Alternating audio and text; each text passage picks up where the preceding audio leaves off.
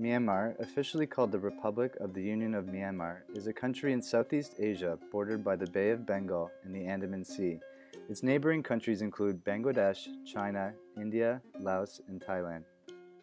After years of unrest under a strong authoritarian regime, the government has recently announced a series of political and economic reforms, leading Myanmar to newfound fame as Asia's next rising star. What promises does Asia's next rising star hold? Well, Myanmar's economy is expected to grow 4 times that of current levels, with an average annual GDP growth rate of 9.5% by 2030 and achieving an annual GDP of over 200 billion by 2030. With the opening up of borders, foreign companies will be charging in to serve a market of over 500 million people. Over 10 million non-agricultural jobs are also expected to be created, much to the joys of the people of a country labeled as one of the poorest countries in Asia. To fulfill these promises, there are 3 areas that need immediate attention. Firstly, Myanmar needs to transit from a factor-driven economy to an export-oriented manufacturing economy. Secondly, developing infrastructure is extremely important to both support a vibrant manufacturing sector and improve accessibility to goods and services. Myanmar will need a total investment of approximately $650 billion by 2030 in order to reach its growth potential, which includes $320 billion in infrastructural development alone. Lastly, to do all this, Myanmar is going to need nearly 26 million TVET-skilled workers by 2030 to carry out specialized roles in factory production and infrastructure development. TVET stands for Technical, Vocational, and Education Training, which simply means people possessing practical skills and technical competencies that are in demand. Progress must be made in all 3 areas simultaneously in order for Myanmar to fulfill economic potential. However, there is one huge problem. While Myanmar has the demand for TVET-skilled workers, she does not have the supply to meet this demand. The TVET education system in Myanmar is poorly developed, so it cannot produce the kind of skilled workers that are required to develop its economy. So how poorly developed is Myanmar's TVET educational system? Firstly, there are not enough TVET schools in the country. Current data suggests that there are only 480 public TVET schools in Myanmar, and is likely to amount to as little as 1,000 institutions in total, after factoring in an estimate for unregistered private players. Also, all of these schools use different definitions of occupations and skills, making it difficult for companies to screen suitable candidates for hire. Participation rates are also extremely low, with a mere 0.5% enrollment rate out of the pool of upper secondary school students.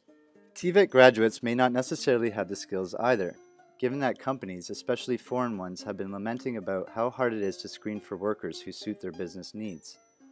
All these point toward a lack of supply of TVET-skilled workers in Myanmar. If this is not addressed, there will be a mismatch in the labor market. The demand for TVET workers may very well exceed the supply by as much as 2.6 times by the year 2030.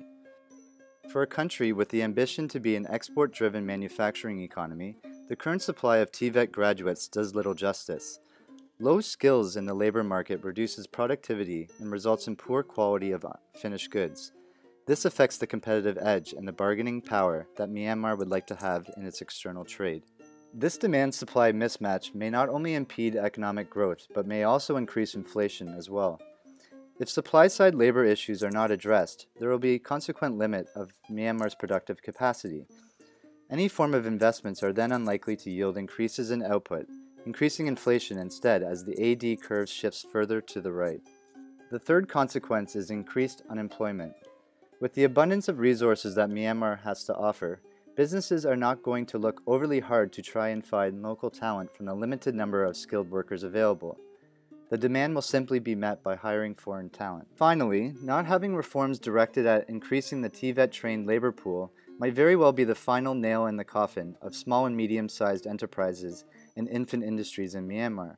So you see, all these possible consequences means it is extremely important to address the shortage of TVET-skilled workers in Myanmar. To aid Myanmar in developing her economy, let's crack open the problem to examine its root causes in greater detail. There are 3 factors behind the shortage and supply of quality TVET workers. Firstly, there is a small pool of TVET graduates. The reason behind this are high dropout rates, which are at incredibly high levels at around 40%, and low enrollment levels with only 0.5% of upper secondary level students enrolled. These are in turn caused by 3 reasons. Firstly, are preference-related problems.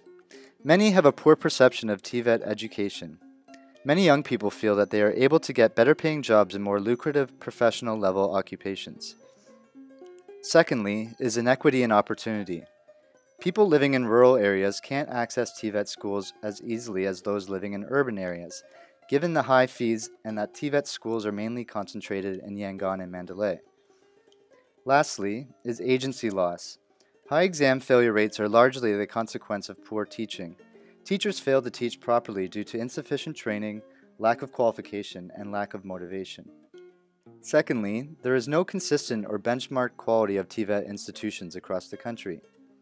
This is due to agency loss and inefficiency issues, especially since the central government has devolved the institutional management of TVET education to 14 ministries. The difficulties in monitoring and coordinating these ministries have led to institutional pluralism, duplication of work, and a lack of coordination. Also, poor design and delivery of the curriculum is an important factor behind quality issues. This is contributed by agency loss at the school teacher level. As explained earlier, teachers are poorly motivated and insufficiently trained, hampering their teaching effectiveness. Also, there is further information asymmetry, as institutions are unaware of the necessary skills needed in the labor market. Simply put, they do not involve employers in the labor market in designing the curriculum. Thirdly, around 10% of Myanmar's population, or 5.5 million Burmese, are estimated to live abroad. This is very high compared to even high emigration countries such as the Philippines. This diaspora represents a huge skills pool which could potentially contribute to Myanmar's economy. Reasons for this brain drain include preference-related problems, shaped by policies providing incentives for TVET-skilled workers to work abroad. These policies aim to formalize the large unofficial flows of Myanmar nationals abroad, rather than encouraging skilled workers to stay in Myanmar, by providing pre-departure training and skill development in sectors where they are most in demand abroad. Another reason is due to uncertainty problems, as the instability of the authoritarian regime deters workers abroad from returning. And so you see, the problem of TVET skill shortage in Myanmar is multifaceted and a consequence of various factors. But these problems are not unique to Myanmar. Other countries like Sri Lanka and Malaysia have encountered similar issues when trying to revamp their TVET systems in the past. Myanmar can take some examples from Malaysia and Sri Lanka, countries who have been relatively successful in revamping their TVET programs.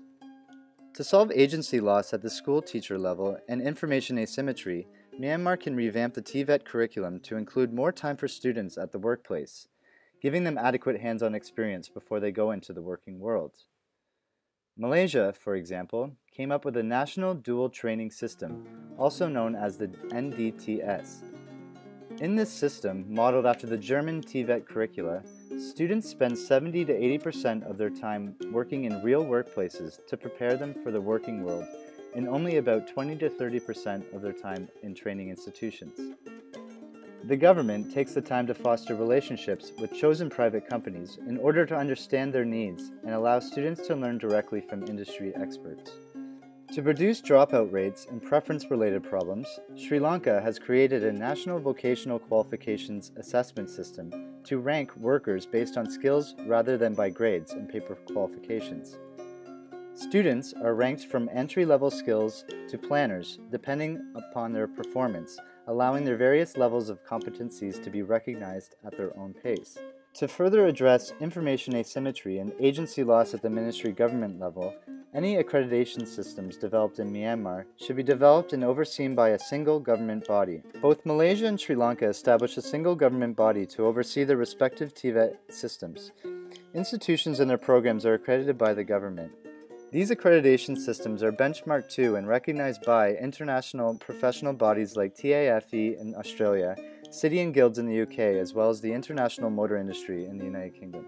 In conclusion, building up the right skills in their workforce will be essential to support Myanmar's transition towards a modern market-based economy. Hopefully, Myanmar will be able to learn from countries who have been successful in reforming their TVET systems.